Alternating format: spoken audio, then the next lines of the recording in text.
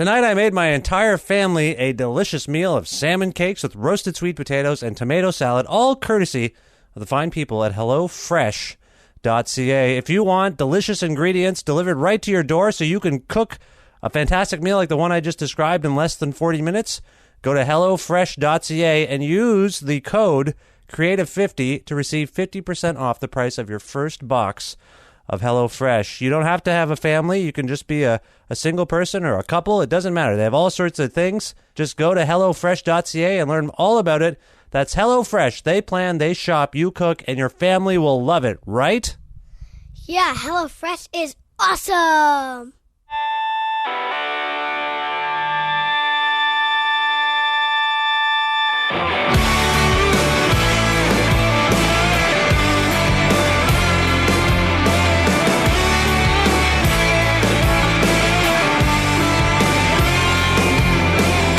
Partner is an exciting young rock and roll band currently based in Windsor, Ontario.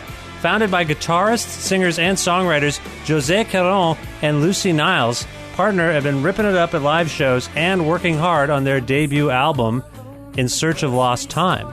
Available around the world via You've Changed Records, In Search of Lost Time is a jolt of hard rock and sweet, clever pop songwriting. José and Lucy were in town the other day, so we all met at the CFRU studio in Guelph for a conversation about each and every song and skit on In Search of Lost Time.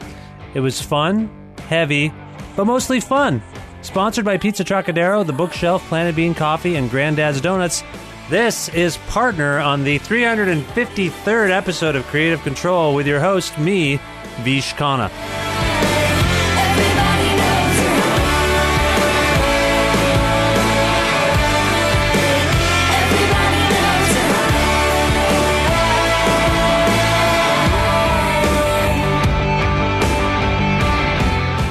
Hi, Partner. How are you? Hey, Vish. Doing great. How about you? Very good, Lucy. Very good. It's nice to have you on the show. Well, thank you for having us. I haven't seen you in a few months, I think. You were in Guelph, maybe? Is that the last time I might have seen you guys? Yeah, we were definitely in Guelph at some point. With the Burning Hell, I think that's the last Yeah, at the E-Bar. Yeah. And José, how are you? I'm doing awesome. Thank you for being on the show. Oh, it's our pleasure. Now you are in, we are at the CFRU studios in Guelph because you were in town to play a couple of shows. How were your shows? Our shows were great. We played at the Legion last night, and we played at the side stage, I guess. The Coop stage. The Coop stage. This was at Elora Riverfest. Mm-hmm. At Elora Riverfest. Yeah, and was it a well-attended festival? Oh, yeah. Well-attended. Packed? Totally. Did you have a big crowd of people going nuts? Yeah, by the end of it. Yeah, it started out small, and then it ended up pretty big. Okay. People having a good time. Kevin's parents were there, so we hope that they're impressed. Right, Yeah. right. That's always the thing. Do your parents ever come to your shows? Oh, Are they yeah. around to do Whenever that? they can. Yeah, okay. Yeah. Where are your parents? My parents are in Goose Bay, Labrador. And mine are in PEI. Oh, right. They're still that's where you're both originally from. Yeah. Okay, and they're still there, and they're Holding it down. Holding her down, yeah. And now I would have first encountered both of you, I think in Sackville, but possibly in St. John's when you were in other bands. Yep. I think the first time I saw you play together. No, wait. Were you also in Yellow Teeth? No, you were not. No, I was just their biggest fan. Yeah, you were. So, José, you were in Yellow Teeth. Yes, that's right. Wonderful band. Yeah. Wonderful band from Sackville that were great. And they stopped, unfortunately. Right? Yes. Yeah. And then I saw you, Lucy, in the Mouth Breathers. Yeah, and she was in the Mouth Breathers. You too. were also in the Mouth Breathers. Yes. Not from the very beginning, but like after the record that everyone actually liked. Yeah. At the time that you would have seen us, I was in the Mouth Breathers. Right. Yeah. And that was an excellent. And Lucy, you primarily sang all the songs, I think. In that band. I sang and wrote all the songs in that band. Right. I remember being quite taken with you. Nice. As a person, as a songwriter, I thought the songs were very funny and clever, and your persona was like, you're not a persona, but your stage presence, very good. I enjoyed it very much, if I might say. Thank you very much. So is that what sparked Partner, that union in that band? I think like we were in that band together just because you were like around anyway. Like we played music together in a lot of like bands and stuff. Most of them we just didn't really like. Like we had our band Go Get Fucked, our hardcore. Yeah, it band. was a hardcore band. Yeah. And like so Go get fucked. Go Get Effed, I guess I should say on the No, it's fine. You can say that. Yeah. And it was a hardcore band, like a pure hardcore band. Yeah, it was like da na na na na na na. Like Right. Yeah. And what were your roles in that? I played drums. She played. You played drums. Guitar. Yeah. Okay. I play guitar. You play guitar. You're both fantastic guitar players. Thank you. Thank you. And I don't know where that comes from exactly. Do you want to talk a little bit about that? Because which one of you is the shredder per se? Jose, it's mostly for sure. Jose. Yeah. Sometimes there's a double neck guitar shredding thing happening. It's very interesting. Where does this come from, this impulse to shred? I think from my dad, who loves rock. And like my whole life, he just told me that rocking was the coolest thing that you could ever do. And I was like, okay. Right. What kind Okay. of rock was he into? He thinks AC/DC is like the best band that there ever was. Yeah, your dad and my 6-year-old son have a lot in common. He thinks that too. Wow, I'm Both glad it's right. coming back around. I took my son to see AC/DC when he was 4 on the last tour. I think. Yeah. Black Last- Ice. No, was that what's the last Or record no, called? wait, was that Black Metallica? Ice is Black Ice is like 2001 or something, I think. No, that's like Stiff Upper Lip, isn't it? Like, Oh no, that's Stiff Upper Lip. Yeah. Oh, maybe Black Ice was the last one. See, I'm such a huge fan. I don't even know the new record. Yeah, we went to I the. wish my dad was here. I love AC/DC myself. Obviously, I have not kept track. I love AC/DC, Bon Scott era AC/DC. Is your Oh, dad yeah. partial to a particular era of AC/DC? I think he really loves it all just Yeah. so much. Right. Okay. So much. But he would have an opinion, but mostly just loves it. I think that the Bon Scott era of AC/DC rivals any band. I think that's the best sound and the best songs, and I think that's amazing. So do you have a preference? Are you, so your dad's an AC/DC fan. Are you an AC/DC fan? So when I was a kid, I was really into it, and then people started making fun of me, and then so I kind of rejected it for from maybe grade 8 to a couple years ago, before we started Partner, and then we started Partner, and it all came. It came back. Yeah. And what grade what year was it when you were in grade 8? I should say. It was 2004. 2004. You were in grade 8. Okay, that's amazing. All right. Yeah. So that was a weird period for AC/DC. They were between records. There weren't a lot of people talking about AC/DC at that time. Yeah. Right. I was listening mostly to Back in Black, and I would listen to it on the bus, and I remember this guy came up to me and snapped my headphones and Wow. was Fucking rude. laughing at me, and I was like, I guess this means I have to listen to something else now. Oh man, you got bullied out of AC/DC. That's not usually how it works. You usually get, I think, probably most people get bullied into listening to AC/DC. That's kind of frightening. Yeah. Yeah. Frightening indeed. Bad. All right. So this, and what about you? So what's your foundational musical influence? Because there's lots of weird, funny things going on in Partner, and for some reason I associate some of that with you. Because you're, if I may, I don't want to insult you, Oh, go ahead. a little quirky. You're a little on the quirkier side. You seem to like the absurd. I do. I love the absurd. I think my musical foundation is Blink-182, pretty much. Oh, That was this keeps happening on the show where people about your vintage yeah. tell me how much they love Blink-182. Oh yeah. Whereas I have dismissed them outright. No Totally. interest in them. Seems like crap. Just seems like a Totally bunch fair. of crap. Right. But every young person from people in bad, not good. Oh yeah. People I wouldn't think necessarily, Oh, yeah. that influence doesn't really come across to me. Talk about Blink-182 on the show and I can't figure it out. What is it? Why are they good? They don't seem good to me. They don't seem like a good band to me. And they're back. Yeah. Well, they're not good anymore. Oh, they're not if good I may anymore. say. No. Okay. But when Enema of the State came out Yes. in 1999, and I was in grade 4 or whatever, it was just the most Did exciting. not come out in 1989. I don't think. 1999. 99. I thought you said 89. I was got confused. No. Sorry. Right after 1999. Appetite for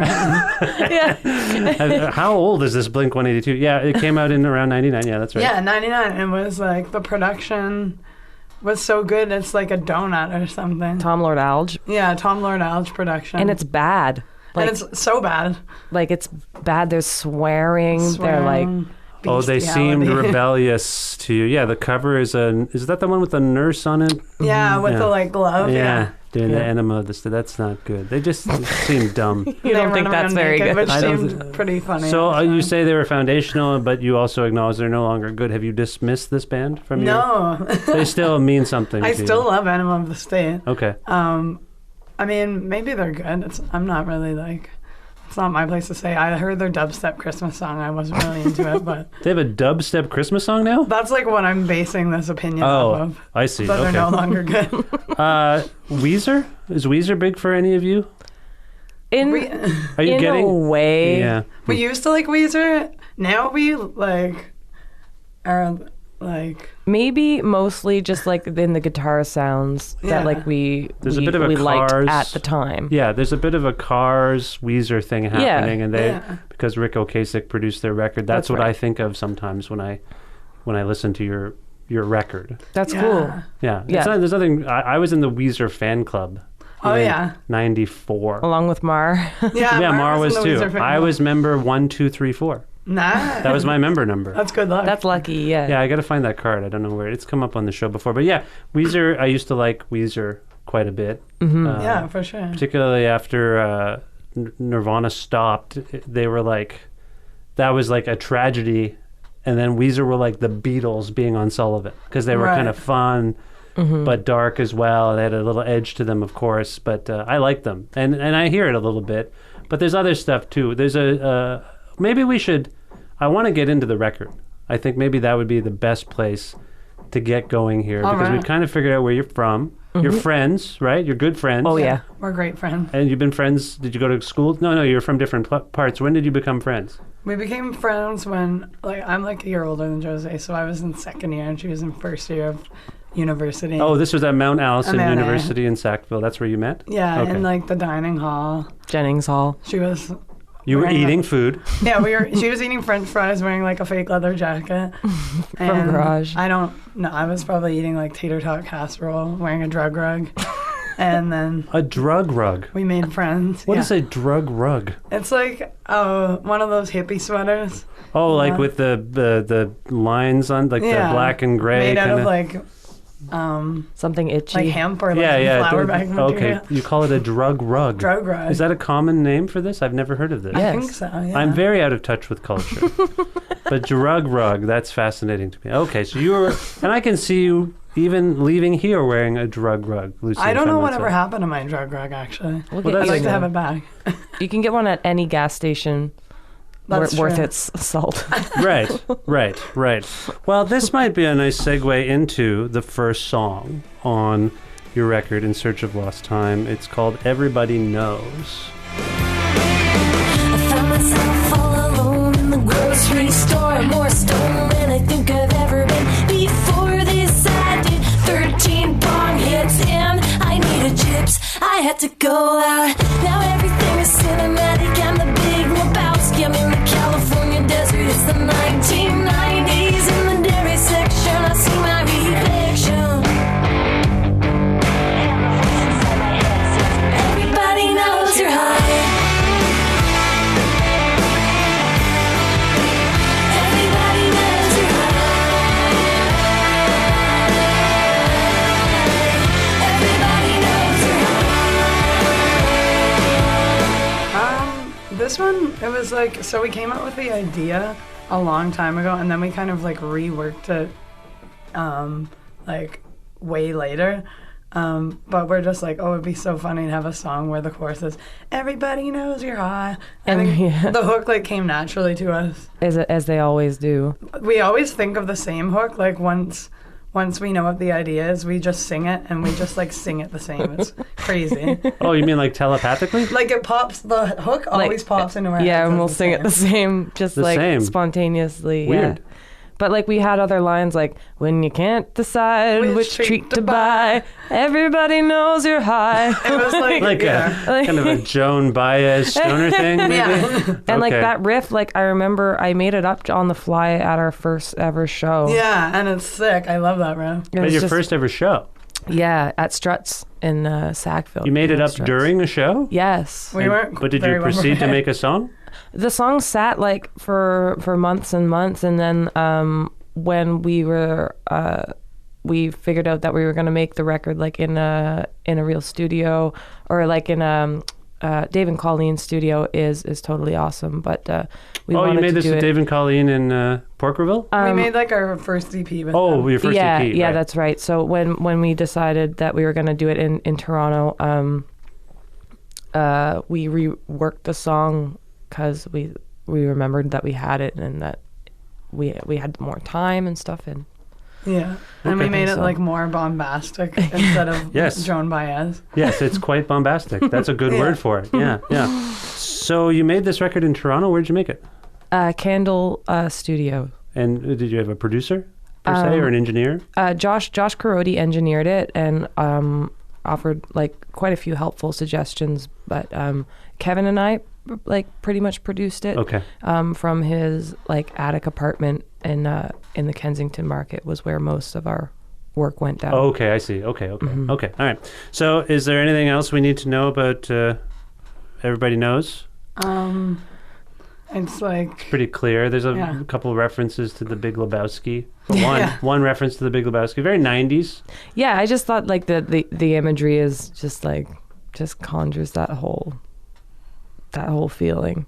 Kind of surreal. Yeah, The surreal idea. totally. And this- yeah. Yeah, and what about the vocals in terms of how they're produced? They remind me of, I mean, you're going to get probably all sorts of comparisons as you go on, and we've talked about a couple of them already, but it's one of the few songs that kind of most reminds me more of like Veruca Salt or something like that. Right, Is that yeah. a thing for you? it's funny. We only know one Veruca Salt song, and we've gotten compared to them like a lot of times in the last couple of weeks. Yeah, it's We the gotta new download the their new CD, one. yeah. Yeah. Well, I think the big song for them was called Caesar. Caesar. Did you listen to it? That's the one we know, yeah. Yeah. It's kind of like... there is neither black nor white. Oh, wow, very good. Very good. Yeah, That there was you go. very good. It was kind of like the My Sharona Yeah. of the 90s, I think it was, Yeah. or 2000. I don't know what song. Anyway, but that wasn't a big thing for you. You just found out about it now. Subsequently, people were like, hey, you sound like this. Is that happening a lot? Where you're like, oh, I didn't even know what that was. Some things, but Yeah. most references like we're like, oh yeah, okay. It's usually, yeah. But that's like probably the big one that we don't know. Okay. Well, anyway. I know the Seether and like Yeah. their harmonies. I think it's their harmonies Yeah. Yeah. because they're like it's like that 90s harmony. I thought that song was by the Breeders. No, but it's the not. Breeders and Seether kind of rhyme. Yeah. Right. I don't hear as much Breeders in this band. No. It's- But we I love the think Breeders. we Yeah. love the You Breeders. love the Breeders? Okay. That's a big But they're a deal. little looser. Yeah, they are. That's what I Yeah. mean. This is a very tight rock thing that your dad Josie would probably be into. There are I want to talk about the skits, but let's do it later because Sure, there's skits peppered throughout this thing. Let's skip Hey Partner here for now and go to Comfort Zone. Long day at work. People were being jerks, and time itself appeared to stand still. Just a couple more drinks to make before I make my break and get my full license to chill. And the thing that keeps me going when I'm tired and I'm feeling low is the promise of a paradise not far away. It's not too hard to find, and it's real, and it's mine. When I'm there, I feel okay. I'm talking frozen pizza, sweatpants on, loading up the next dance moms. No one's calling me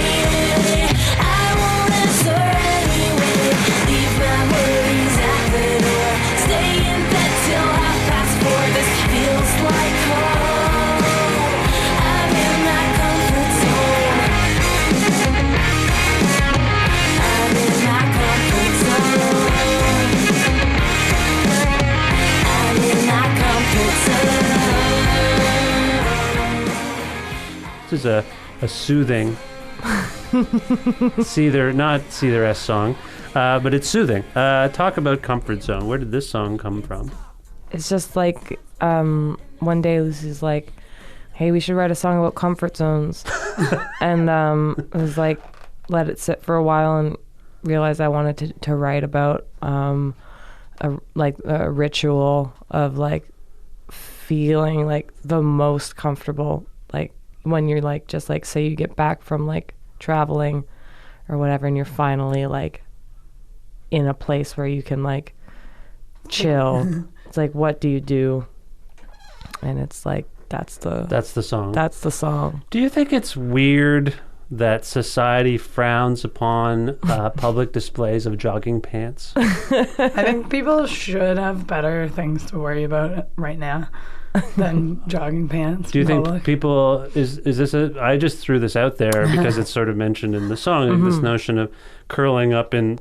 Am I wrong? I believe jogging pants are invoked here. Yeah. This notion of getting as comfortable as possible. But are you suggesting, Lucy, that there is a weird dissemination of jogging pant think pieces that I'm not aware of, and then? Yeah, I mean, I feel like I've seen like a lot of my people I follow on Twitter like get pretty fired up about public jogging pants, and I like it when I'm enabled to dress comfortably by other people. Right. You don't have a problem with jogging pants. Not at all. No. Not a problem. But I will say, let's go back to the song. It does seem to me that inherently within the song, there you appreciate that there is scrutiny towards jogging pants, and that the only way you can properly enjoy jogging pants is in the comfort zone of your own home, right? I mean, you are speaking to that scrutiny. It's no, not really. No, it's more just like a symbol. It's a symbol of, I think maybe like people are like, you can't wear jogging pants because like you're slovenly. You're yes. Yeah. Yes. But it's like, hey, I can be that. Like, don't be jealous that I'm relaxing. I feel like there's a lot of rules about pants. And what about shorts on stage? That's another big one. Who doesn't wear shorts on stage? Most cool people. Really? See, I didn't Thrush even Hermit notice used to have that. a thing called SOS, shorts on stage. If they were playing with a band, I think, and they saw a band wearing shorts on stage, they would secretly send out an SOS signal. Well, you love to wear shorts on stage I like because... to pull Henry Rollins. And Right, just, like, exactly. Henry Rollins be able is to move around. Henry Rollins, Angus Young, these people made shorts on stage cool. Yeah. But a lot of Pavement used to wear shorts on stage. A lot of people used to wear shorts on stage. Wow, I've never even noticed that people... I guess Fugazi? a lot of Yeah. people wear just black pants. Yeah. Maybe. Sorry, I didn't mean to make this about fashion, but when I hear comfort zone, I thought of that. Because I get home from work, I'm taking off whatever. I have a casual workplace, but I can't wait to get home and put on shorts or Totally. maybe jogging pants in the winter if it's cold. I like it, but I think you're speaking to something here.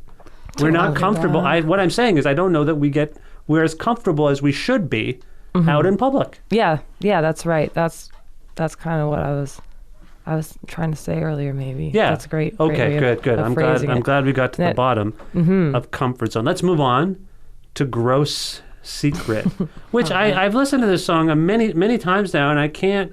Like, there's other songs where I think I know what the what's going on, but Gross Right. Secret, I feel like it's never ever revealed What's going what on? the gross secret is. It's just this haunting notion of I've got a gross secret, but I don't ever feel like we learn. It's like a film noir. It's like a little tiny musical film noir. I never know. Is that what the point of the song is? Yes. That is like my favorite thing about Gross Secret, actually. Yeah. There was a time when I was threatening to have a bridge where I reveal my gross secret in there, and Lucy acts that. I'm like, no. No. And my gross secret is this. Like, I hate bridges anyway, but I've got a gross secret. If I haven't told you, it's only 'cause I haven't gotten around to it yet. No, not yet. Not yet.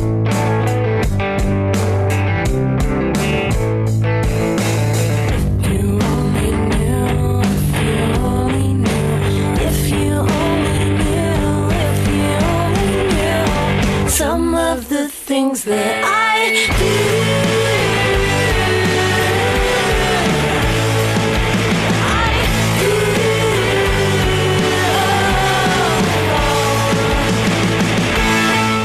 So Gross Secret came about because I think we were just straight up just really stoned and talking about secrets, and then we're like just the phrase like Gross Secret seemed like funny and At the time.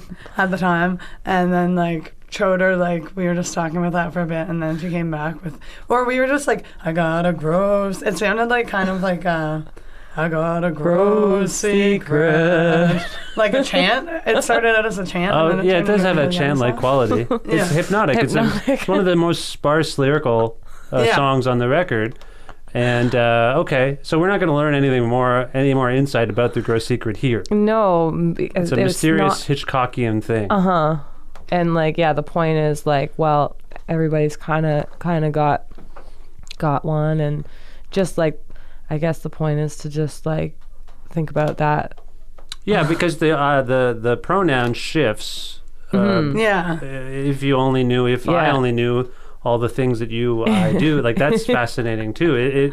It does put the onus on the listener to be like, oh God, do I have a We're gross all secret? together. We We're all all have gross together. secrets. What is my gross secret? I don't even know if I have a gross secret. I probably do. If you think about it, and when you gross yourself out, that's when you know that you've.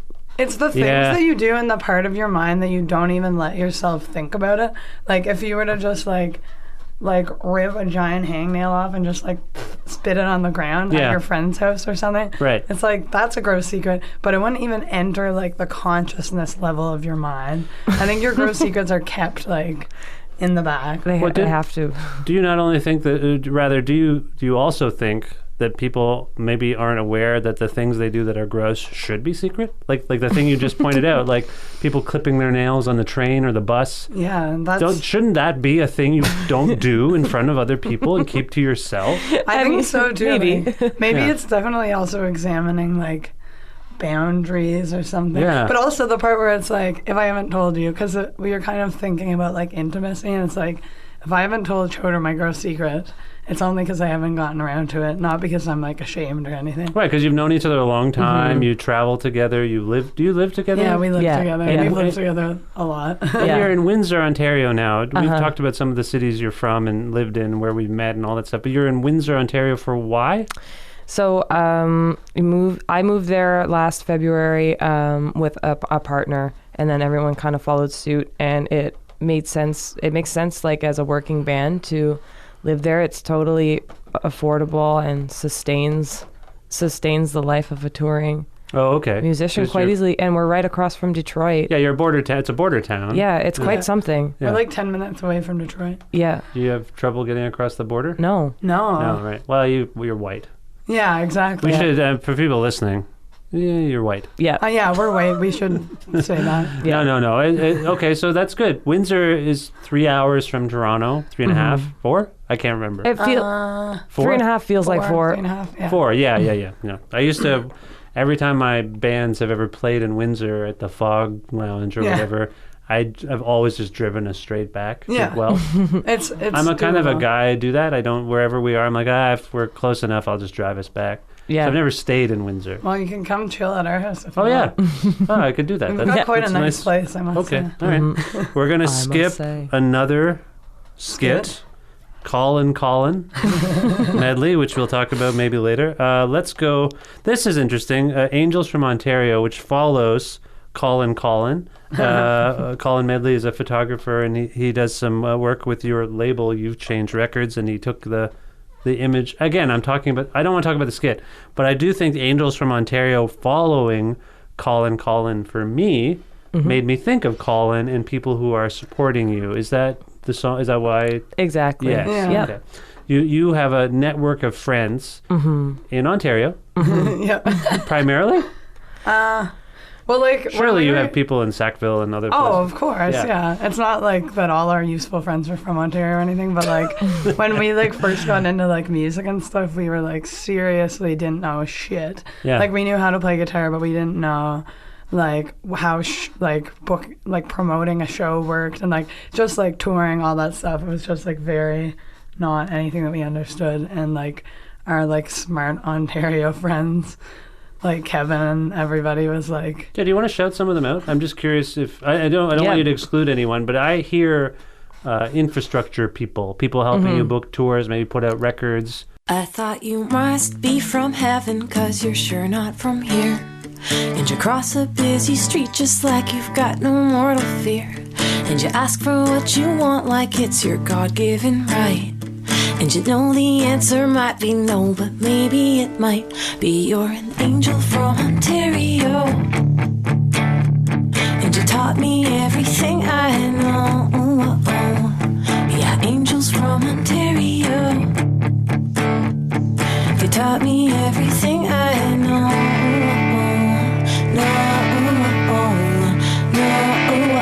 Angels from Ontario.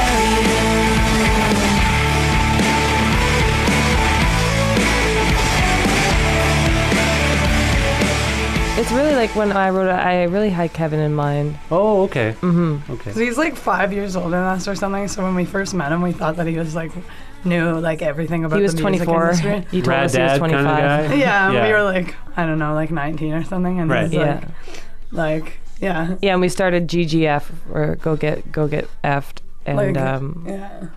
So- With Kevin? yeah, with Kevin. With Kevin, yeah. Yeah, on you- bass. And Kevin's in Partner, Yes. technically. Yeah, Is- he's yep. the bass player. Right, tour and you manager. said earlier he helped produce the record. Okay, Mm-hmm. so I mean I think it's sort of self-explanatory as you hear it. You're a young band, you need guidance. Kevin, among other people, were there. Okay, all right, that's good. Also, Yeah. just like Ontario seems like a really impressive place when you're a young person. From the Maritimes. Or Yeah. like impressive, like infrastructure wise, like everything's Everything's happening. happening. And It's huge. There's Concerts. tons of people. It's, Yeah, Roller coasters. roller coasters. Yeah.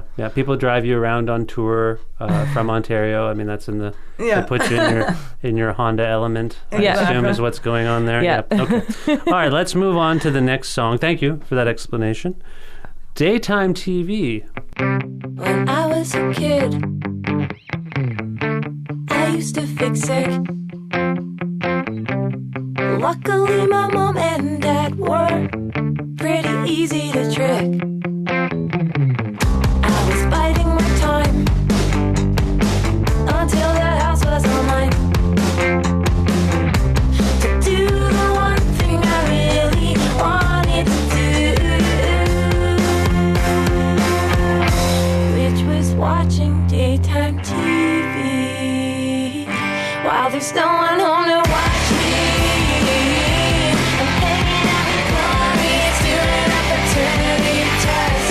Are you the father? Well, it's anybody's guess. And give me Jerry Springer, Judge Joe Brown, Judge Judy, and a teaser. I guess the best things in life come free, like watching daytime TV.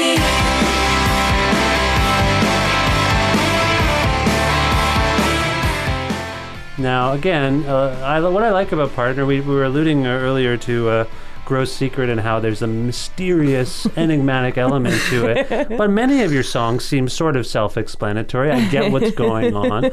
Daytime TV, I think, falls in this category. Okay, let's talk about...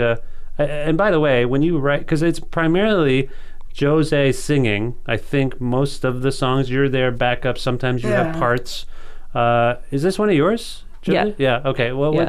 again, if you can talk a little bit about daytime TV and why you felt you needed to pay some homage to this thing. I guess it's kind of the same feeling as Comfort Zone. It's like when you're just like have a whole. I wanted to like. It's like a joyful nostalgia for like the feeling of like just having a full afternoon of like this programming. Yeah. To watch like and just like being just so entertained and like just like loving it. It's just such a fun time. Right, and specifically though, it's not soap operas. It's not the movies that happen to be Right, playing in the yeah, day. yeah. It is the trashy Yeah. pseudo talk show like Jerry Springer, Maury Povich, sensationalistic. sensationalist, crap. kind of antagonistic trash. Yeah, as a kid, like, so it's a from the perspective of being a kid, like, we don't watch like that stuff anymore. You can enjoy it. You as can't an adult. enjoy it, a like, person with empathy as a person who's No, I actually and a bullshit detector. I hear the song and I'm very unfortunately immersed in the news cycles, and I think that you say you're 10 minutes from Detroit. Our neighbors to the south are enduring this socio-cultural reckoning where everyone's worst impulses have come to life. Yeah. And everything that we thought was absurd and no one would act this way, like a Curb Your Enthusiasm kind of universe has come to life where all the people who say and do horrible things are in power and are in the media all the time. And I don't mean to disparage anyone who's on who appears on shows like this. I'm more concerned about the people who propagate such programming, right? Like those producers and people, I think, are complicit in what's happening right now, where people are behaving terribly and disrespectfully and feel like they have no choice but to behave that way. Am I over-analyzing the song Daytime TV? No. I mean, I really thought about that, like, just about it, upon like reflection about like what's really going on those shows, and it's like it's quite something, and it's really not okay. It's usually a lot of slut shaming. And I think a lot of people get like taken advantage of and like misrepresented. It's like just very like. It's very Civil War mentality. Okay, so around the Civil, I know this is going. I don't want to go too crazy on this, but there was a time around the Civil War where people figured these entrepreneurs, these impresarios, figured out they could send freak shows across America. Right. Yeah. Siamese twins, racialized people were, and just really trying to cater to the worst impulses of the lower class and middle class who had disposable, whoever had disposable income, to gawk at people's misfortunes. And these shows, I always thought, were an extension of that, because it was often people who were racialized. There was often a class, because I would put cops and all those kind of cheaters. Just this notion of watching people flounder because they're different than you. They're not as educated as you. They don't have the same opportunities as you. I think you're saying that you came to realize, in retrospect, it was problematic. Absolutely. When you're a child and you don't realize it's like entertaining, and then but it's part of you now. It's a foundational part of you, is that you would play hooky and watch these shows. Yeah, and it's like, I guess it's from the perspective of being a kid in Summerside PEI and getting syndicated Fox Rochester. Yeah. And it's just like, it's a glimpse into the world, and when you don't understand how things work, you have no means of analyzing these huge forces. Yeah. It's kind of like when your friend shows you like a porn or something when you're a kid. Yes. And you're just like, that's what like being an adult is right. like. Yeah, exactly. It's very strange, and I think we're all dealing with it now, like the after effect of a generation of people who thought that was okay. And I think that you're processing that. Yeah, on for the sure. song. Okay. Got heavy, didn't it? It got a little heavy. Daytime TV is a heavier heavy. song. Yeah, it is heavy. Okay. You've changed skit. We'll come back to that. Sex object. Ooh, okay. Let's take a break and maybe I think we go to Lucy for this one. Is that right? Yeah, I ended up like singing lead in this one. I don't remember why. Is it did you write? These are all like... Yeah, you write the songs together. They're all co-writes. Yeah. But you took the lead on it.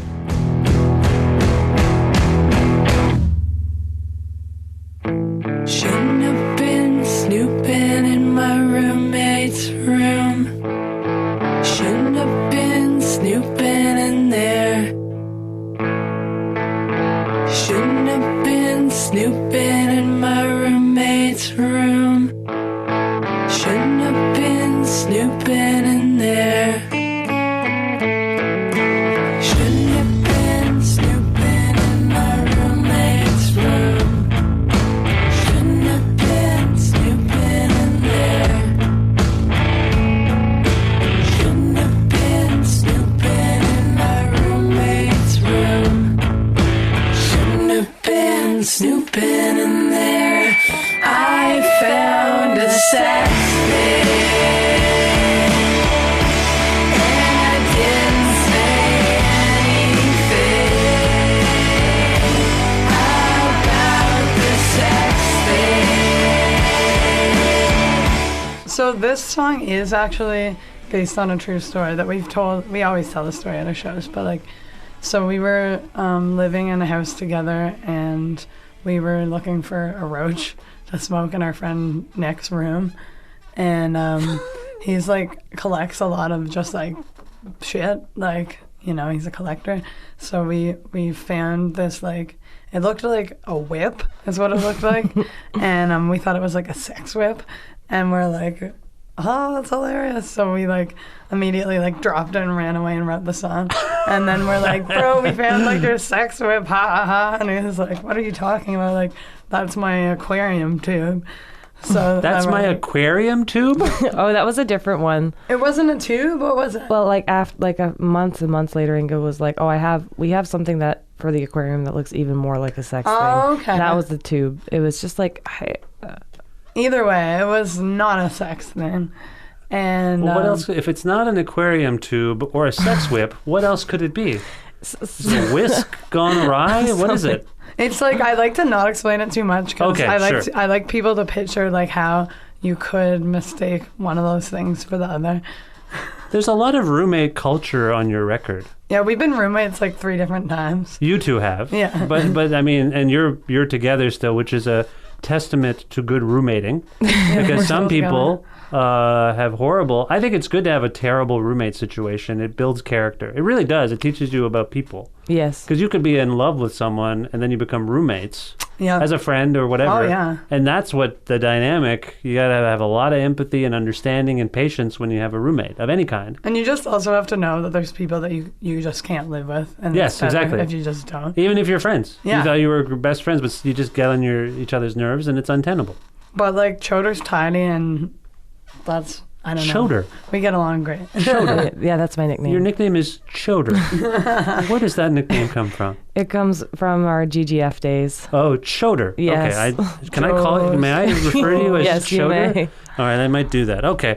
Well, thank you. Choder, do you have anything more you want to say about Sex Object? That's pretty much it. That's pretty much it. Okay. All right. We're going to skip Jose's dad, which is a skit. And does he appear a couple times? Yes. Yeah, okay. 2 or 3, right? Ambassador, Three. 3 times? 3 Oh, times. he's at the end too, right? The last word? Yes. Okay, we're going to talk about the skits shortly, but let's move on to Ambassador to Ecstasy. Yes. Right.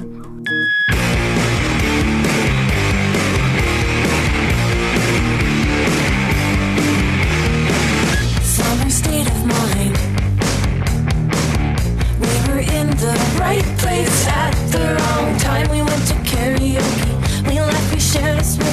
Yeah, we were feeling so high. I heard you sing your tune from the bathroom. I knew you had to know how I was feeling, so I started what I might do. The thing I wanted to say, you know it sounded so gay, but I said it anyway. I'll be your ambassador to ecstasy. I can show you all those things that you've been wanting to see. Take my hand and take my hand and you can follow my lead. I will be your ambassador to ecstasy. Yeah, it's ecstasy. When you're next to me, yeah, it's ecstasy.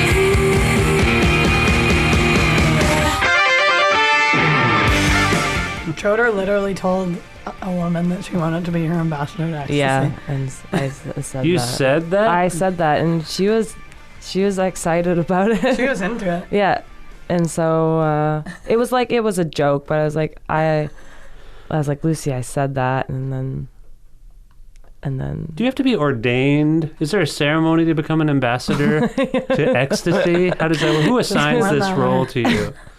I assigned it to myself. That's an amazing turn of phrase as a thought pickup so. line. At the time. But you obviously it stuck with you enough to turn it into. I thought a it was song. quite an like a I don't know. It's an energy that I wanted to describe. Yes, and that, like, that's fair. I'm just trying to picture like a smarmy guy saying this and it having the God. same effect. See, no. that's the whole point Yeah. of our band. We're allowed to say a lot of stuff. I meant to ask about this because in thinking of your band and thinking of other people I know who start bands, particularly in the rock realm, in some cases you do it to be a part of the tradition. In some cases you want to do it to kind of point out how ridiculous Right. rock music is. I feel like you're on the line of that. Like Spinal Tap.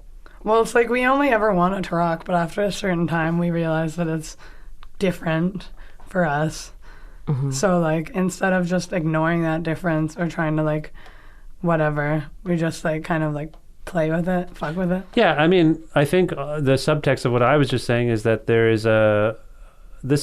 when you kind of satirize rock in any way, you're satirizing white men Totally. and their idiocy and Right. their ridiculousness. Is that not something you're doing consciously? Maybe this is a fun band, but is that part of this in some way? I guess like it can't not be. Yeah. Well, it's Like, like, it's more like the like, nothing we do is for or about men, but, like, the only people that really express that they don't like our band are, like, men that think we're too cocky, which is Right, hilarious right. because it's like, I'm not offended. I take it as a compliment, but it's just kind of like, you really haven't stepped back to, like, see where you fit in all of this and, like, why us being cocky is, like, not the same as you being cocky. Yeah. You being, like, this, like, hypothetical rando. But, yeah, it's, like, just, like, doing anything is, like, satirizing men when they react in a certain way, I Yeah. guess. I don't know. Yeah. No, We're not, like, haters or anything, but, no, you no. know. I don't think you're I don't think you're haters, and I do think that there's a genuine love of the form. Oh, yeah. Yeah. And like you mentioned, Blink-182 and AC/DC. I mean, these are not people. AC/DC in particular. A lot of people are put off by Oh, yeah. the machismo of it and the kind of inherent Absolutely. sexism of all their lyrics. But I mean, I can only rationalize it in that they're so cartoony Right. to sing about having big balls Yeah. or whatever. Like, how are you supposed to? Multiple songs about balls. And masturbating, like it's all just songs about dicks. Like it's Dicks, almost all balls. about dicks. So like, on some level, it's ridiculous. And sorry, I didn't know pun intended. Okay, let's move on to where are we? Did we miss a song? I have. The world needs a good.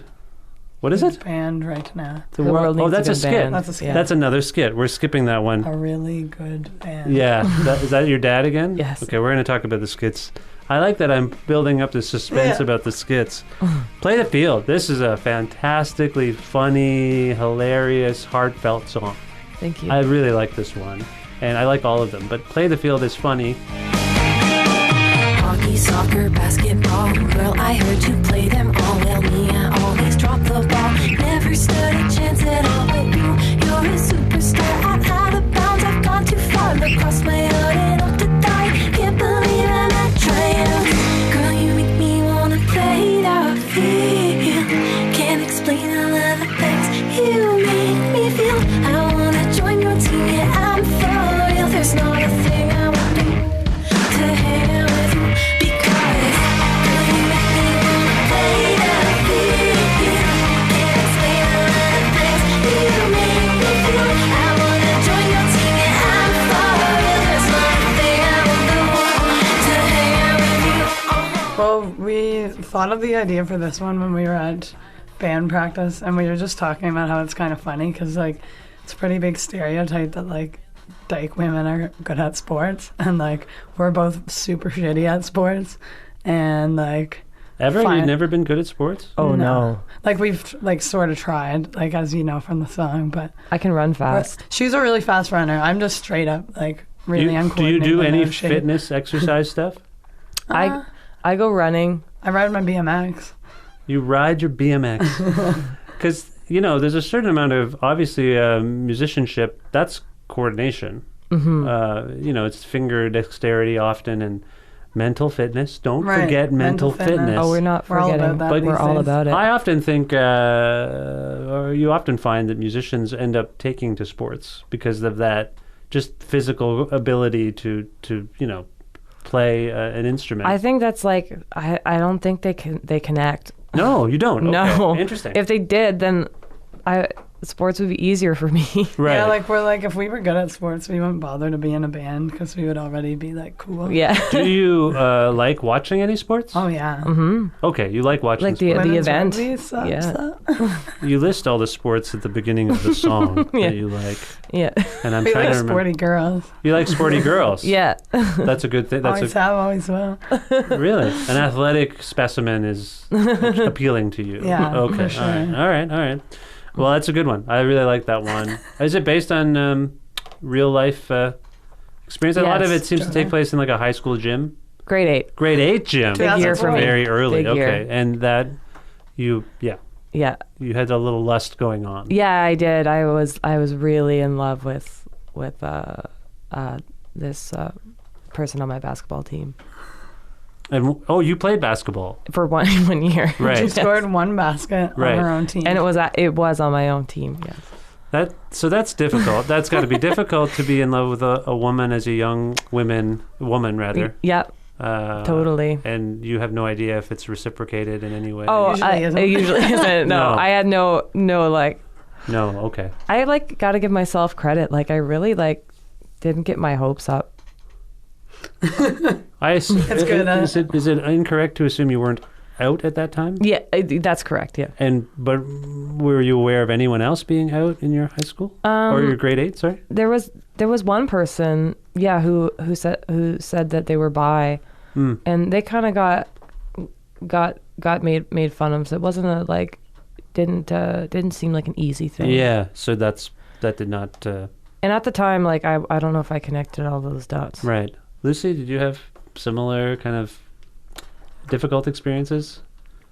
of like coming out and stuff. Yeah, or not, and sort of having these feelings for people that you couldn't. Oh yeah. I mean, I know that for me, I was very shy, and I had it simple. I mean, in a cultural sense, Right, yeah. I liked women, so I should have been relatively conventional, but I couldn't do it. I couldn't express. I was a little embarrassed about my parents, frankly. My parents were a little weird. Oh yeah, Yeah. man. Well, anything to trip yourself up. Yeah, I didn't feel like I had Yeah. the confidence to tell someone. I think everyone knew who I liked, and that Oh, was yeah. embarrassing. You know what I mean? So did you have any of that going on? I was like really in love with my friend, but I think she definitely knew. Uh-huh. She was like, "Hey, Liz." So She had to talk with you. yeah, Oh, okay. it went well. Oh, okay. But that wasn't grade 8. That was later. But grade 8, I don't remember. Like, Well, I don't mean to focus on grade 8. That's not unless that was a make or break year for you as no, well. I think I was kind of immature, not really Yeah. caring Okay. that much Okay. about that in grade 8. I don't want to delve too much into your. Oh man, I talk about gay shit all day. You do talk about gay All shit day. all day. I know that about you. That's true. Okay. You don't have to say thank you. Oh yeah, gay. That seems like a song about being gay. Yeah, Yes. getting right in there. Under the cover of night, I make my way out the door. This is our moment, the moment we've been waiting for.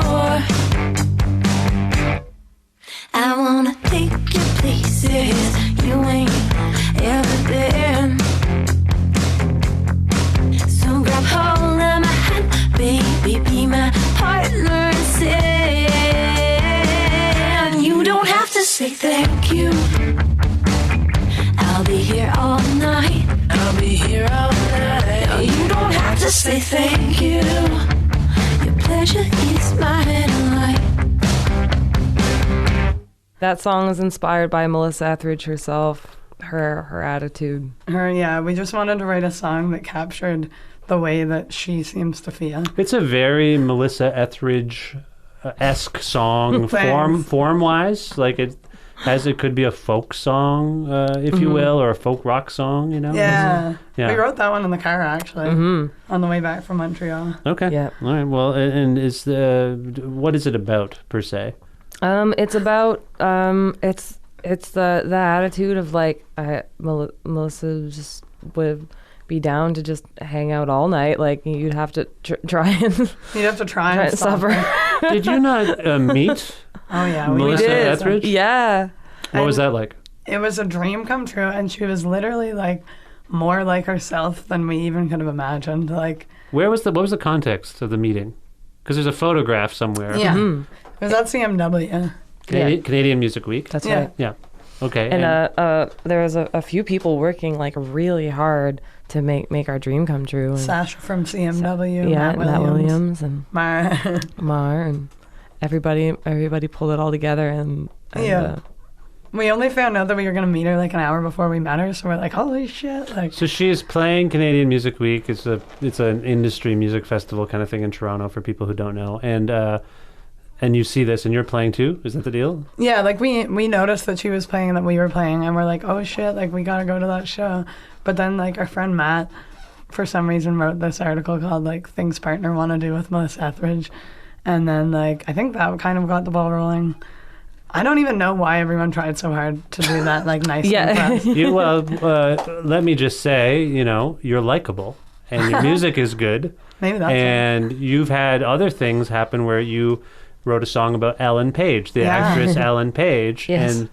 and she received the song. She was aware of the song, and what did she share it or something? Yep. Yep, she On her shared it social media, with a smiling emoji. right? And so you are part of a community, We've a supportive community. We just put it out there. Yeah. Yeah. So is there anyone else you need to reach out to that we need to know about? well Tegan and Sarah already put us on one of their playlists. Yeah, they put us on their playlist, so Right. that's exciting. Right. Who else? Oh, only Katie Lang is like our other person that we're obsessed with that we haven't made any contact with yet. Do you So know Katie, if you're out there, Do you know love if you. Katie is aware of your band or anything? Somehow I doubt it. Would Yeah, you write I a know. song about Katie Lang? yeah, we love Katie Lang. We love Katie Lang. What could we write a song about? I don't know. Well, Big Gay Hands is kind of Yeah, we have a new song called Big Gay Hands. It's Could be about Katie. Could be about Katie Lang. Could easily. Okay. All right. Well, this is great. You're reaching out. You're transcending whatever and reaching these people, and that's great. Okay. We're going to skip past Piss Pants Tampon skit for now. I do want to talk about the skits. I can't stress that enough. We're going to go to Creature in the Sun. Oh yeah. Sometimes I feel just like a creature in the sun. Kinda like a dog, but a lucky one. When I'm old and when I know I've had my fun, I hope I feel just like a creature in the sun.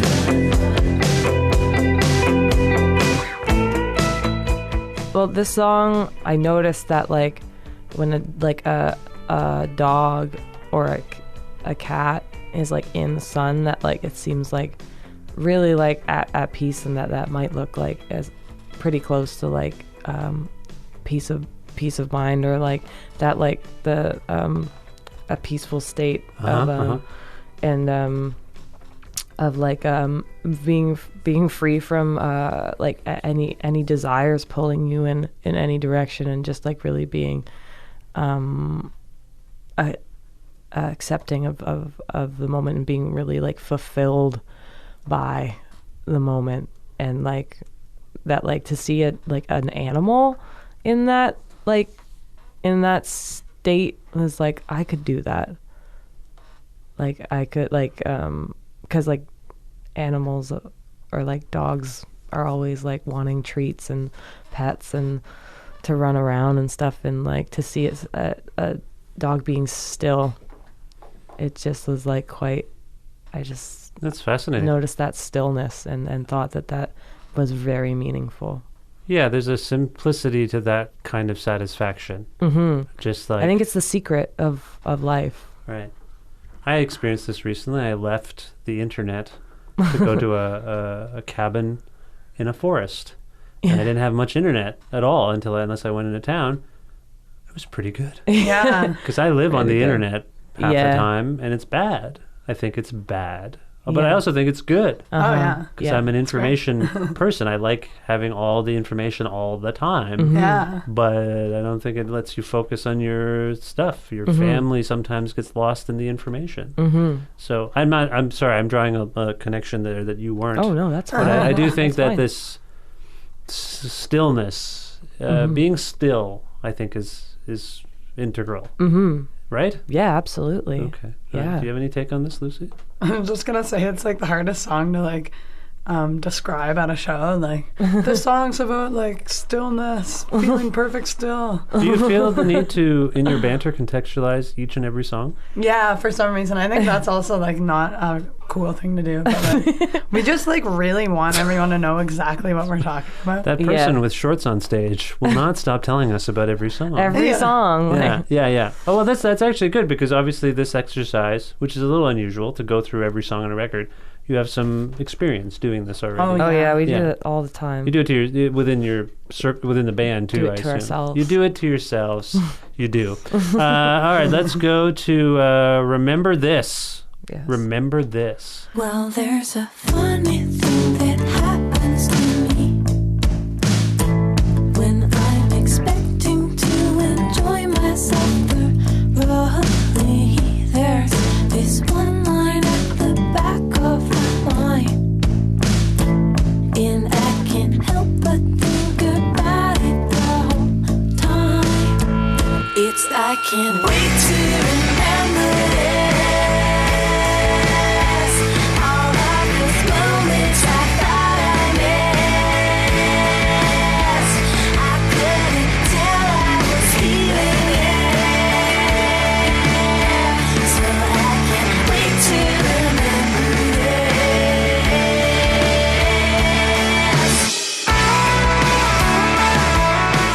It's like sort of similar in a way to Creature in the Sun. Like it's like Choder trying to feel the moment. It all has to do with presence. That was Yeah. a long Yeah. time ago on like our first tour. I was like, Choder, are you having a good time or what? And she's like, well, I can't wait to remember this.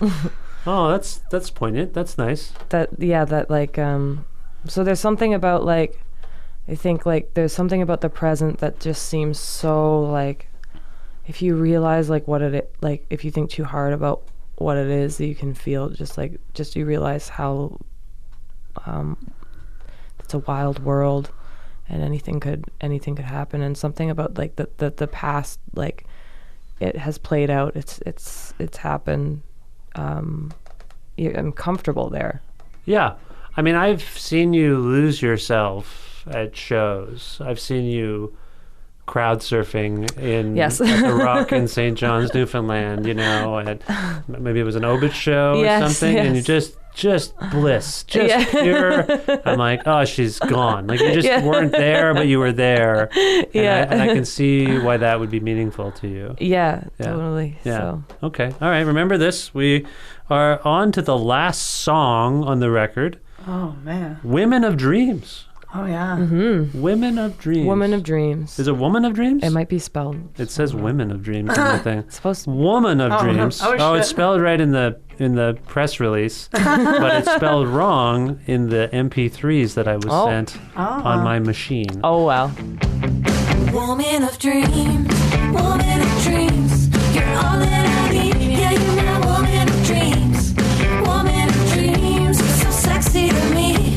To everyone else, but especially me. Woman of dreams, too good to be true. The least I can do is write a song about you. Woman of dreams, what do you see when you fall asleep? It'll be something like me. Woman of dreams,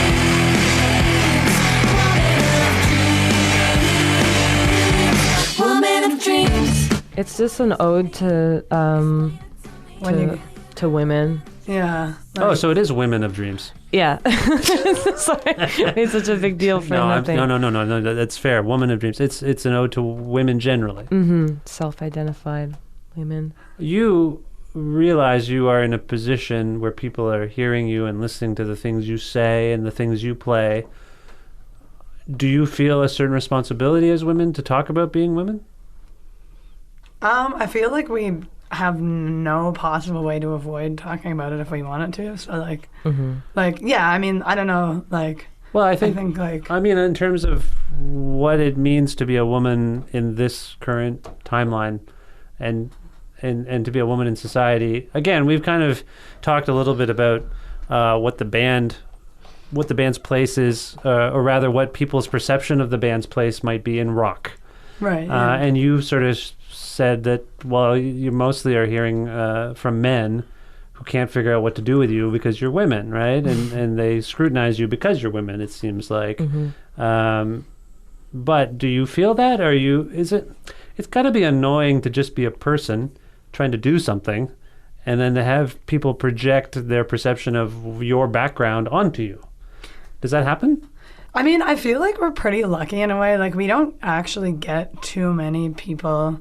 Like it's usually very micro, and like, especially now, like now that we like shred or whatever, like much less so than in the past are people like, whoa, like you're pretty good for a girl and stuff like that. Yeah. Like we've kind of moved beyond that, but like, also people really often think that Jose is a guy too, which also changes things up. For a second. They think that she's like a gay guy. That's interesting. But it's like I never thought that. I certainly don't mind at all, but it's definitely Yeah, you go. Sorry, I forget what No, the no, original no. question was. No, I just wonder if that it weighs on you that you are in a role, because I know that you were young people going to see bands, and you were and you clearly consumed a lot of culture, TV, whatever it was. You seem like people who sort of studied music and culture, like beyond playing. I mean, just like how does it work? You know, a little bit. So I assume you had some role models, but maybe not as many as you would like. You are now in a position where you're on stages. Younger women in particular will be seeing you play. Yeah. That's a responsibility on some level. I don't mean to put too much heaviness on your no. shoulders, but do you think about that? Totally. Like when we put out Everybody Knows, we're like, you know, we're not saying that if you're a kid you should smoke weed and stuff. I think we think about it in that context too, of just like drugs and stuff. It's like we obviously don't want little kids to do drugs because we said that we smoke weed, and like I do feel like a responsibility of like to just show young women and like that like it's gonna be okay and stuff. I guess it's my most responsibility that I feel, to like show that you can like really just rock it. Yeah, and I also think that young men are going to be totally impacted by this notion of, holy crap, like, I have And to go like- through this with my son now. He's at an age where he didn't see difference, and now he's starting to, when I was playing the Partner record in the car, by the way, some song started today in the morning, and he was like, is this daytime TV? He just knew the song titles right away. But there was that moment of, who's in this band? And I said, oh, it's my friends, Jose and Lucy, and they're the main. And he was like, well, who are the guys? Like, that was his reflex. And I'm like, oh no, that's happening already, and that does happen. Like, we're aware of that, where he's at a point where he assumes men are going to be involved in a project. In this case, they are, I guess, because your rhythm section is dudes, right? Yeah. But anyway, but I do think that playing him your record and talking about the fact that it was principally conceived by women, it changes him, and I like that. I like the Sweet. fact that that's awesome. he's doing that. So I think whether you mean to or not, I think you're going to have a positive impact on young people. We I hope certainly so. hope so. Yeah.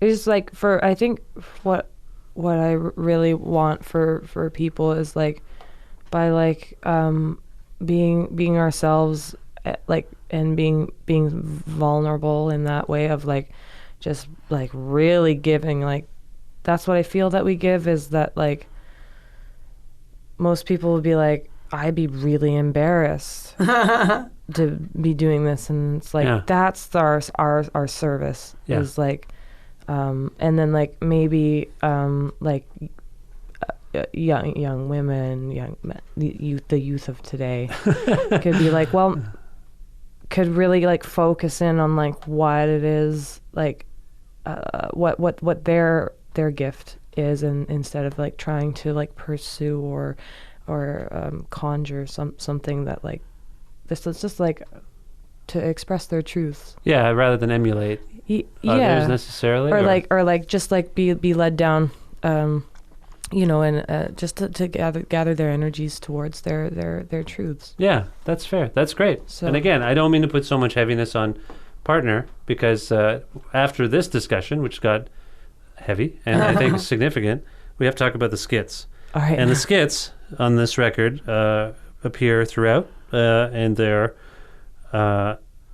phone calls and little dialogue between you two as well. Why did you feel compelled to include skits on your rock record? Because it's not a normal thing.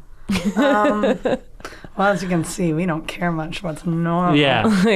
Isn't Wearing it- shorts on What, stage. is it from? Are there records that are big for you that had sort of dialogue or skits yeah. in between? Prozac, like, I mean, hip hop is Hip all hop skits. often has skits. Yes. Like, well, we like wanted to make people feel like they were like immersed in like our world. Yes. Like, you know how, like, when you go to the movies and then, like, the lights turn down and it's loud and, like, you just feel like you're not in, like, normal life. We kind of, like, were hoping that people could put on a record and it would be, like, a whole experience, not just, like, a collection of songs. And that's how we were kind of able to release, like, half our record as singles and still feel like we're just, like, giving people, like, a little taste. Right. 'Cause the skits kind of, like, make it its own thing. Right. And some of the skits are phone calls. I mentioned the one with Colin Medley, Yep. who is the person who photographed your album cover. That's Yeah. right. Yep. And the other one of the other phone calls is with Steve Lamke, who is one of the people who runs You've Changed Records, your label. Did they know they were going to be recorded? It was a prank. Yeah, no, they didn't know. We We pranked them. vowed to never prank again. Yeah. How did they take it when they found out that you had pranked them? Steve hates pranks. Yes, he does. I grew up with Steve. Yeah, he hates pranks. He likes jokes, but he Hates doesn't like pranks. pranks. Doesn't like pranks. And the We just for the record, we don't like pranks either. You don't wanna be pranked. I don't like pranking. I think it could be dangerous. It could, you know, it Sure. could hurt Children's someone. kind of- These days it can be pretty. you know, Sure. it's like it's horseplay. It can be reckless. So In the Colin and Steve phone calls, Lucy, Yeah. it's you. Oh, I'm the one that calls Colin. Jose calls Oh, Steve. sorry. Okay. Okay. And So she you killed it, too. and you had to act, I had to act. and yes. in both cases you're kind of talking about fake ideas you have for the album art, and they are both like, I don't know, that's a good idea. Hey, Hey, Steve, how's it going? pretty good. We're going to do a photo shoot with Colin today, but we have sort of a new direction for the album artwork. Okay. I know that you had a few qualms about the Healthy Release EP artwork. I think I might not have liked it for the cover, but probably because it was an image of Melissa Etheridge. So what I did was I did a new drawing of Melissa Etheridge, and I really want it to just be front and center. You want your album to be perceived as a tribute to Melissa Etheridge? Yeah. Why did you want to prank these people, these angels of Ontario, if you will? Because, like, we just are always pushing it, and, like, we always have, like, a million ridiculous ideas, and they're, like, so patient and, like, accommodating that we just wanted to really, like, show the people, like, how patient and accommodating they are. Yeah, Okay. All right. absolutely. It wasn't meant to make fun of them. Not at No. all. Yeah. No. And that, like, we try to arrange it that way. It's like we're the ones that are supposed to look like doofuses. Like we thought of those questions. Like we really thought hard. We think really hard about everything. Colin also doesn't like pranks. No, no, like he was they're both like, like Colin hates being embarrassed, and I love my favorite part of that Colin call is, "How's it going?" good. I just ate dinner. I'm thinking of going to bed now. That's incredible. I mean, That's it such couldn't a have been better. Colin, because he doesn't. I don't think Colin's my friend, and he hates when I call him because he thinks the calls are too long. Yep. And that's fine. I'm blabber, and I can accept that. But He's told you that? I think so. His girlfriend or someone doesn't like it because they're like, I thought we had to go, and then he's like mad, and I'm like, seriously, it'll take 3 minutes, and then of course it's half an hour of us spitballing ideas back and forth. But I love that he sounds the way he always sounds when I call him. Hey, like kind of like, I guess Hey, I got to be on the Lucy. phone, and I have to go. Like immediately, like I just ate a big dinner. I need to go to bed.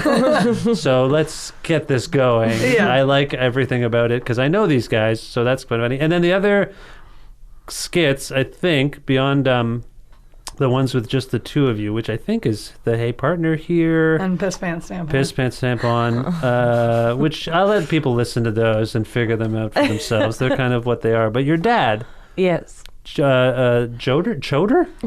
Choder. Your dad appears espousing his view of the rock and roll landscape a few times. That's right. And he sounds hilarious.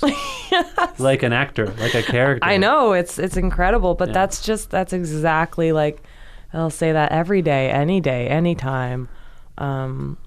He repeats it often, but this is what's been in my ear my entire life, Right. my whole life, Right. Which is great. and that's where the record comes from. Yeah, For- it is for a me, it is a testament to rock and roll. That's like This record. Yeah. It's not something people are doing very much of successfully anymore. Is making guitar driven rock music. Rock has I've talked about this on the show a bunch of times, and one of the reasons I've talked about it so much is because Carl Wilson, the music writer, was on, and at the end of last year he wrote a thing for Billboard talking about how, in the grand scheme of things, rock music has lost its strength as a cultural mover. That's a when pile of nonsense. you think rock is just doing fine. Yeah. well, Okay. I mean, There's a lot of You know, people guitar still in sales of electric guitars are down. A lot of people are doing everything on computers. I sound like I'm 100 years old, but it's true. My son was fooling around with the GarageBand on the iPad, and he was coming up with the fake guitar sounds. And- yeah. yeah. Anyway, or synthetic guitar sounds, I should say. You feel like rock is okay. Well, as like the state of rock, I don't know, but just as the idea of the form, Yeah. like it's still there to be explored. Yeah. Yes. Okay. And Sorry. yeah, I think it's weird when you come from where you come from and a little bit where I come from, which is underground rock, Right. where you feel it's thriving. You know, I mean, all you know. the bands we've talked about that you were in were amazing. When we go to the music festivals like Sappy Fest or La Vanya, they're generally pretty rock driven.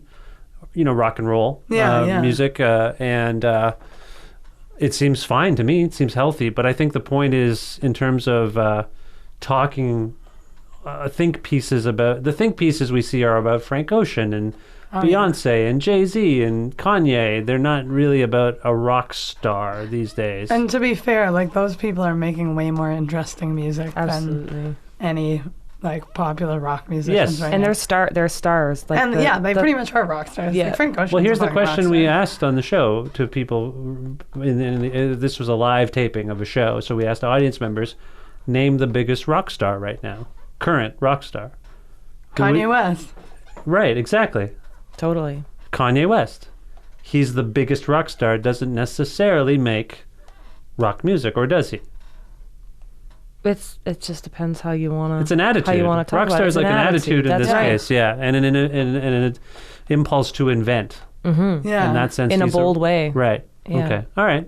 Anyway, I feel like I put a lot on Partner on this episode. I hope you had a good time. Perfect. Had a blast. It was Are you awesome. okay?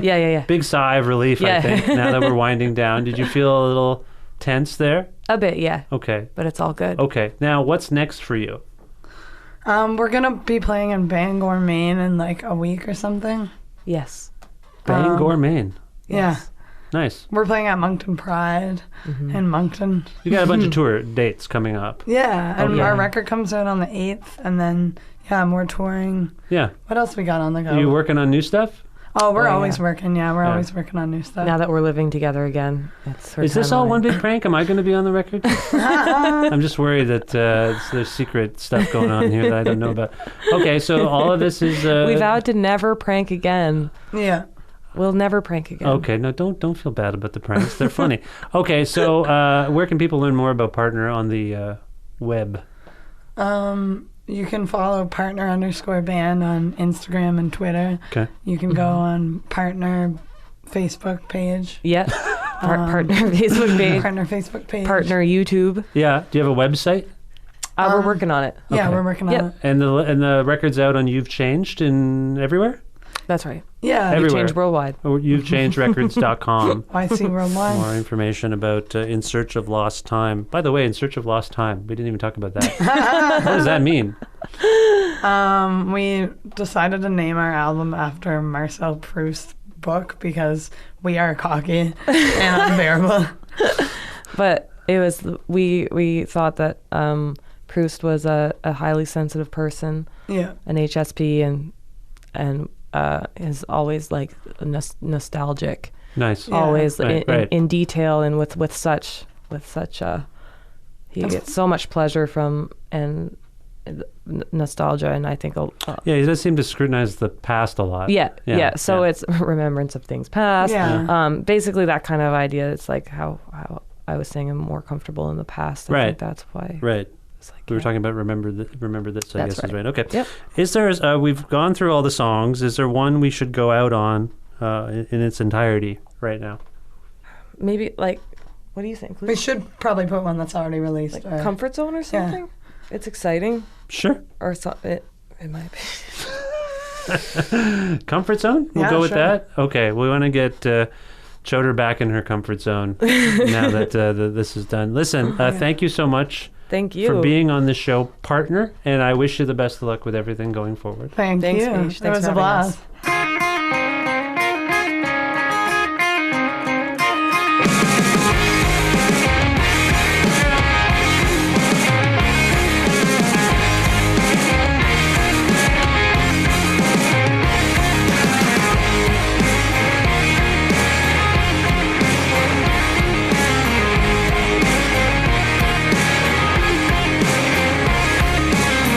Long day at work. People were being jerks, and time itself appeared to stand still. Just a couple more drinks to make before I make my break and get my full license to chill. And the thing that keeps me going when I'm tired and I'm feeling low is the promise of a paradise not far away.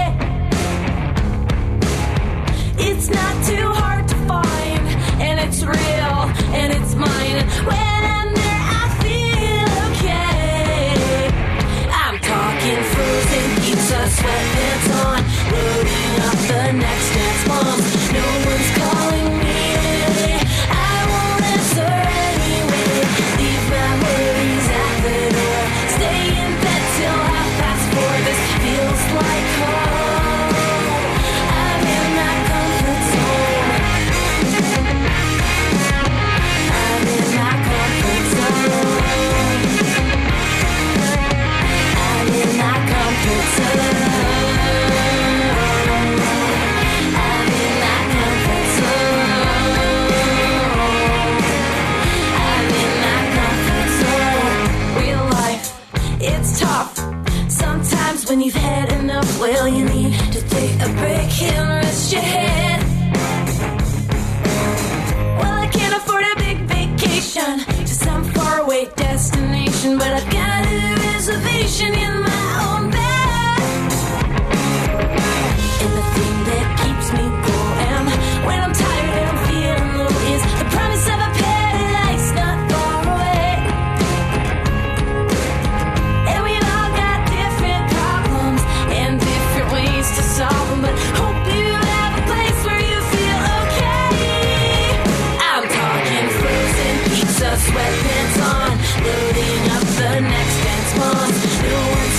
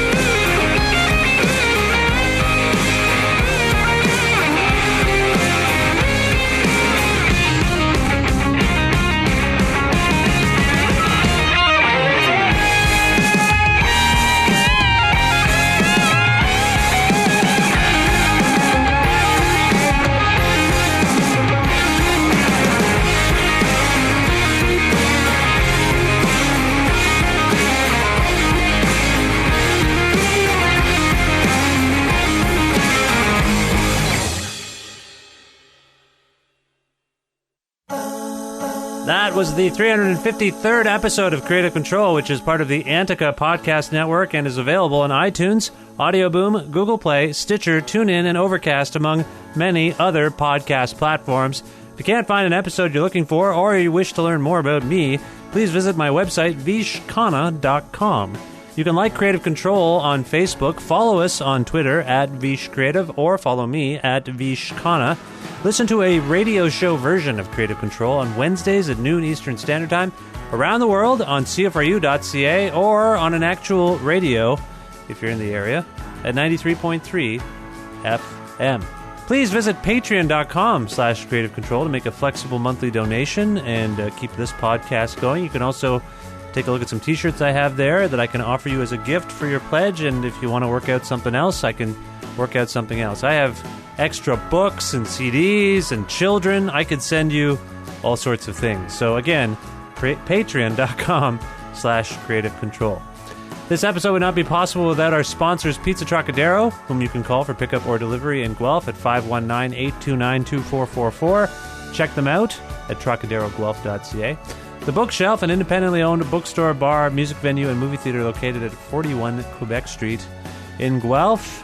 Partner have played there. They know it. Lots of people know it. Learn more about them at bookshelf.ca. Planet Bean, freshly roasted, fair trade, certified organic coffee. For more information, planetbeancoffee.com. Grandad's Donuts, located at 574 James Street North in Hamilton, Ontario. Amazing donuts. Visit granddads.ca for more information about them, and to have a whole meal's worth of ingredients and a step-by-step recipe that tells you how to make some amazing dinner or lunch, possibly breakfast, depending on the way you roll. It'll all come right to your door, right to your Canadian door. Who am I talking about? HelloFresh. Visit hellofresh.ca and use the promo code Creative50 for 50% off your first order. I've had this food. It's amazing. Try it out. hellofresh.ca. That's it for another episode of Creative Control. Please give the show a nice rating or review. We haven't had them in a while. So if you go to all those podcast platforms I mentioned earlier, say something nice about us. Maybe someone else will argue with you. Other people will agree. And that'll be great. That's all I have to say. More episodes are coming. They always do. I will talk to you soon. Goodbye for now.